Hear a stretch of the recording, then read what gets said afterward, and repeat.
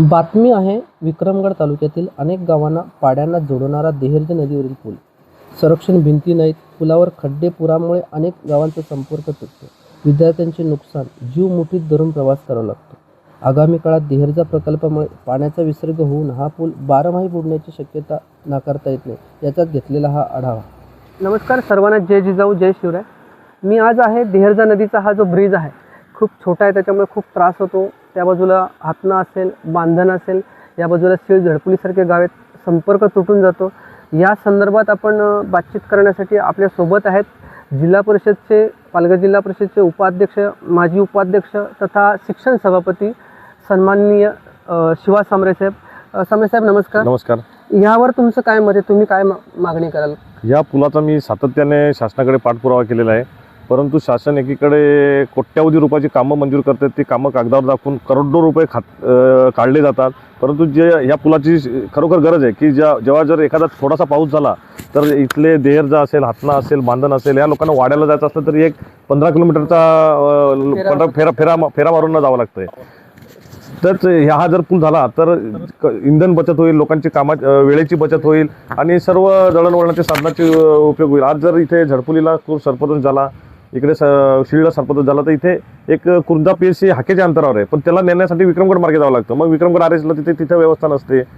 त्याच्यामुळे लोकांची एवढी गैरसोय होते. तर मी एक आपले स्थानिक आमदार असतील, खासदार असतील, त्यांना पण विनंती करतो की तुम्ही सर्व इथले राजकारण, स्थानिक राजकारण सोडून हा पूल कसा होईल आणि या पुलावरून शेवटी श्रेय पूल झालं ते आमदार खासदारालाच मिळणार आहे. तर त्यांनी त्याचा पाठपुरावा करावा. आम्ही तर पाठपुरावा करतोय आणि हा पूल लवकरात लवकर मंजूर करून आणि करण्यात यावा. शासनाकडे काय मागणी? माझी शासनाकडे मागणी आहे की या फक्त विक्रमगड तालुक्यात ना एक 1200 कामं 10-10 लाखाची मंजूर आहेत.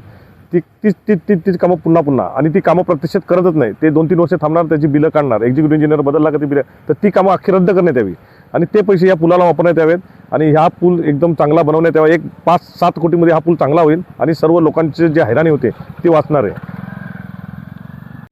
मागच्या जेव्हा सौरासाहेब आदिवासी विकास मंत्री होते तेव्हा जागोजागी बोर्ड लावलेले की देहर्जे पुलाला एवढे कोटी रुपये मंजूर, ह्या पुलाला तेवढे कोटी रुपये मंजूर. मग हे पूल काय झाली, कामं रद्द झाली की प्रत्यक्ष कामं झालीच नाही किंवा त्याच्यावर दुरुस्ती दाखवून पैसे काढले, याचं पण अजून उलगडा होणे आवश्यक आहे.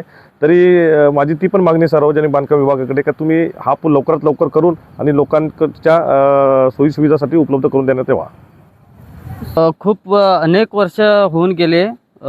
हे ब्रिज आहे, आम्ही इकडनं रस्ता, आमचा जाण्या येण्याचा मार्ग आहे. हा थोडासा पाऊस पडला की लगेच हा पूल आहे याच्यावरून पाणी जातो. पाणी गेला की नंतर खड्डे पडतात. आम्हाला गाडी घ्यायला पण खूप त्रास होतो.